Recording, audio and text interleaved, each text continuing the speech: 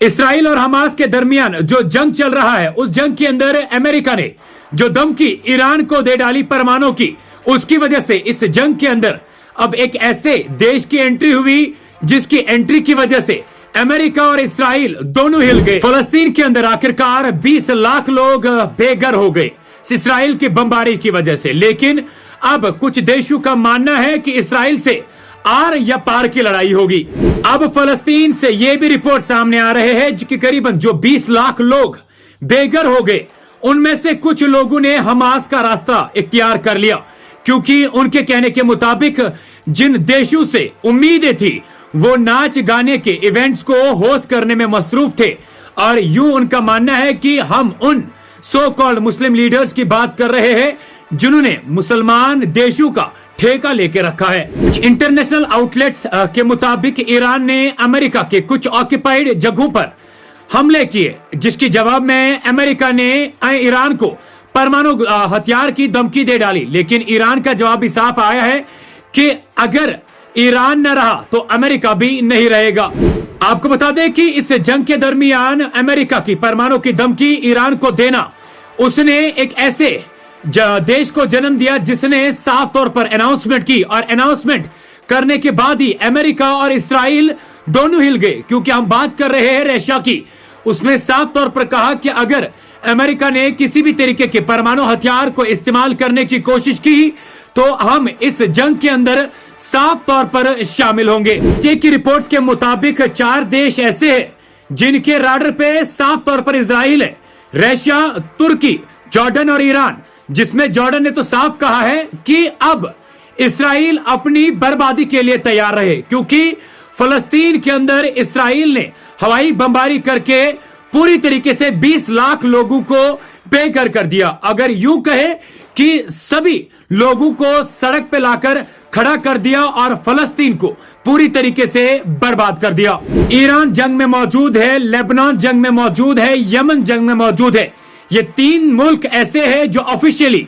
इस जंग में जिन्होंने हिस्सा लिया है। लेकिन जो अब तो सामने धमकी आई है एक नए देश की, रशिया की, जिसकी तवक्का ना तो इसराइल ने की थी और ना तो अमेरिका ने की थी, जिन्होंने साफ तौर पर यह कहा है कि यह अब बर्दाश्त के बाहर है जिस तरीके की हरकतें अमेरिका कर रहा है। लेकिन अगर हम ये कहें कि इसराइल को अमेरिका का सपोर्ट लेना इस जंग के अंदर बारी पड़ना शुरू हो गया है तो गलत नहीं हो सकता। प्रेस टीवी के ऑफिशियल रिपोर्ट्स के मुताबिक अमेरिका और इसराइल तब हिल गया जब इजिप्ट ने भी साफ तौर पर कहा है कि वो हमास को खत्म करने में ना ही इसराइल और ना ही अमेरिका की मदद करेगा, क्योंकि अमेरिका ने इजिप्ट के साथ बात करी थी इस बात को लेकर कि वो हमास को गाजा से खत्म करने में या गाजा से हटाने में उनकी मदद करे। लेकिन अमेरिका तब हिल गया जब इजिप्ट ने आज साफ तौर पर कह दिया कि जनाब उनका कोई भी रोल इस जंग के अंदर इसराइल और अमेरिका के हित में या अमेरिका और इसराइल के मदद में नहीं होगा। आप सोच रहे होंगे कि अमेरिका के परमाणु की धमकी ईरान को देना आखिरकार कैसे इसराइल और अमेरिका के लिए परेशानी खड़ा कर सकता है। आपको बता दूं कि रशिया की इस जंग के अंदर एंट्री होना मतलब साफ है कि रशिया के साथ साथ चाइना और नॉर्थ कोरिया भी रशिया के पीछे खड़ा होगा, क्योंकि इन तीनों देशों के दरमियान या यूं कहे रशिया के साथ नॉर्थ कोरिया और साथ में चाइना की बड़ी क्लोज दोस्ती है। प्रेस टीवी के ऑफिशियल रिपोर्ट्स के मुताबिक यमन ने इराक के अंदर यूएस एयरबेस जो अमेरिका के जहाजों को होस्ट करता था वहां पर ड्रोन से हमला किया। वहां पर ड्रोन्स की मदद से यमन ने उनके ऊपर हमला करके साफ तौर पर यह जतलाया है कि यमन भी डायरेक्टली ऑफिशियली इस जंग का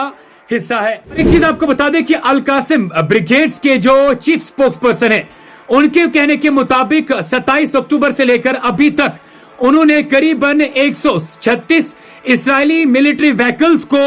उड़ाया है। मोटर शेल्स का इस्तेमाल करके उन्होंने करीबन 100 से ज्यादा इसराइल की मशहूर टैंक मरकबा 4 को मोटर शेल से उड़ाया है, जिन्होंने गाजा पट्टी के अंदर एंट्री करने की कोशिश की है। आपको बता दें कि इसराइल जिस तरीके से उसने फलस्तीन के अंदर बमबारी, हवाई बमबारी करके पूरे फलस्तीन को तबाह कर डाला, उसमें अभी तक करीबन 10,000 से ज्यादा ऐसे निहत्थे फलस्तीनी हैं जिन्होंने अपने जानों का नजराना पेश किया, जिसमें अफसोस के साथ यह कहना पड़ रहा है करीबन 4,500 के आसपास छोटे निहत्थे बच्चे हैं और करीबन अभी तक 4,2500 के आसपास औरतें मौजूद हैं जिन्होंने अभी तक इस जंग के अंदर अपने जानों का नजराना पेश किया।